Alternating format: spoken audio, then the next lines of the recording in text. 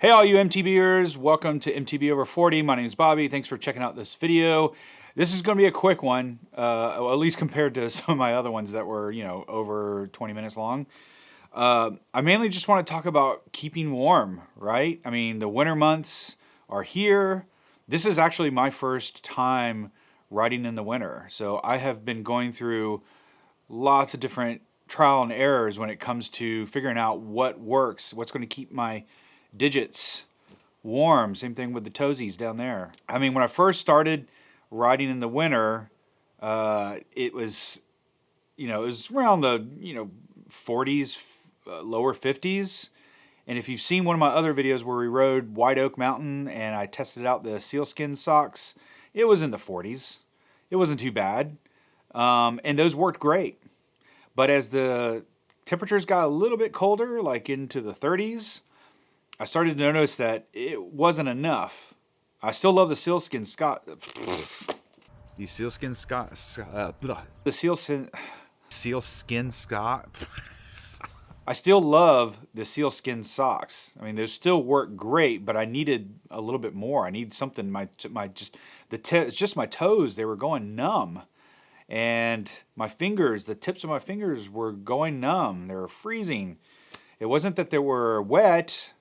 The sealskins were pulling the moisture out really good. It was just the temperature was crazy. So 40-degree temperatures, low 40s on up, these work great all by themselves. I didn't have any problems. But I tried adding the Darn Tough, these just like the thin summer socks.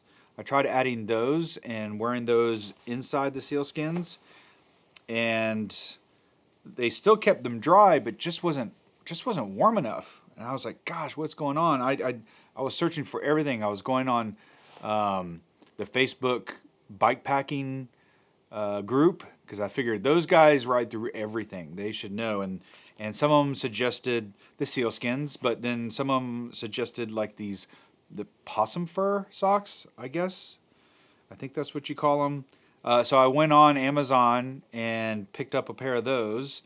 And they're warm. They're just not very tight. They're kind of loose. So I knew I either had to wear something else with these, or they just wouldn't work at all. And so I actually put them inside the sealskins, and that kept them warm. But the problem was it made my feet really thick, and I didn't want to have to buy another pair of shoes. I'm already wearing a half size up, just so I can allow my feet, when they get warmer, they expand. And so I already did that, but adding these two pairs of socks was it was going to be too much. It was too constrictive. So these didn't work. But then I remembered my camping stuff. I remembered about my toe warmers. Look at those toe warmers. These are great. So I have paired these under the bottom of my sealskins, and that has been heaven. I have ridden in like 30-degree weather, no sun, kind of miserable, and these they worked great. They worked really well. You just stick these, if you don't know anything about these, I'm sure you do, but these toe warmers you can get at any sporting goods. You can get them online on Amazon, but you just stick these. They have a little adhesive back. You stick them on the bottom of your socks, and they worked perfect. They kept them nice and warm. I didn't have to wear another layer at all. They didn't make my feet sweat, and even if they did, the sealskins, pull the moisture away. So, yeah, these worked beautiful. So this is the combination I love: toe warmers, sealskin socks, and I haven't ridden below 30. So I don't know how that's going to be in colder temperatures, but I pair these with my Ride Concepts Helion, and they work great. So that's been my solution for toes. Now hands is a little bit different matter.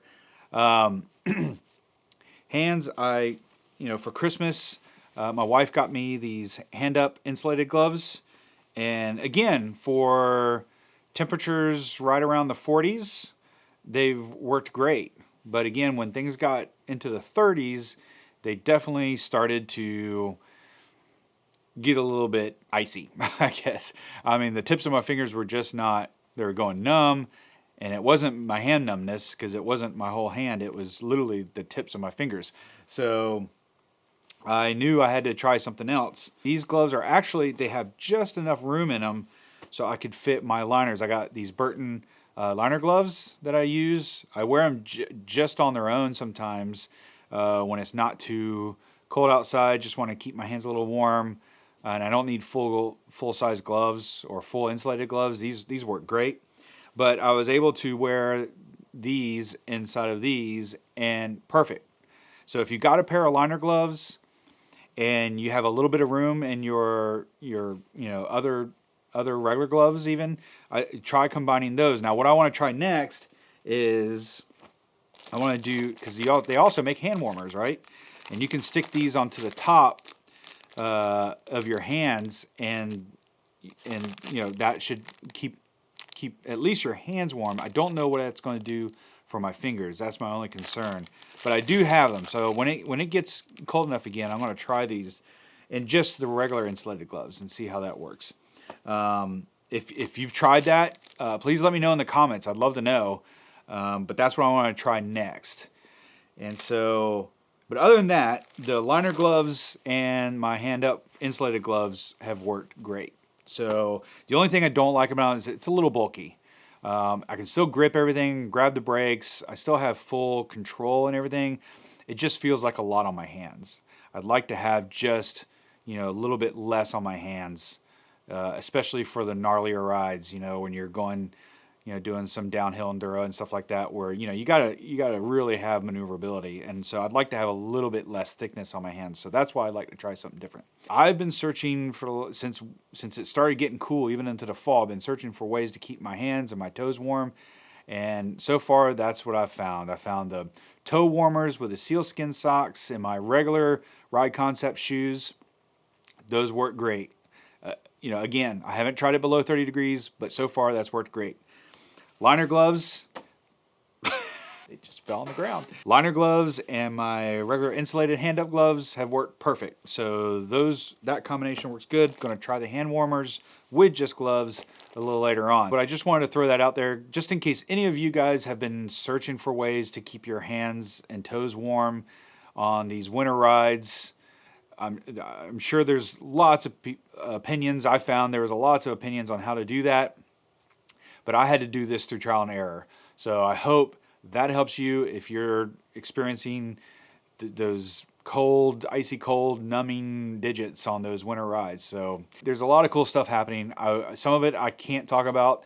Some of it I want to talk about, but I kind of don't want to, because I want to let things transpire and see how things go first. But all I had to say, if you like this content, if you want to stay up to date, please consider subscribing to the channel, hit that bell notification, like this video, share it if you know anybody else that is interested in this type of content or just this video. But until then, stay safe, keep on riding.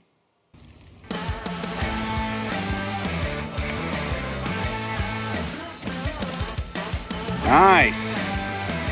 Dude. You like that? Want to do it again?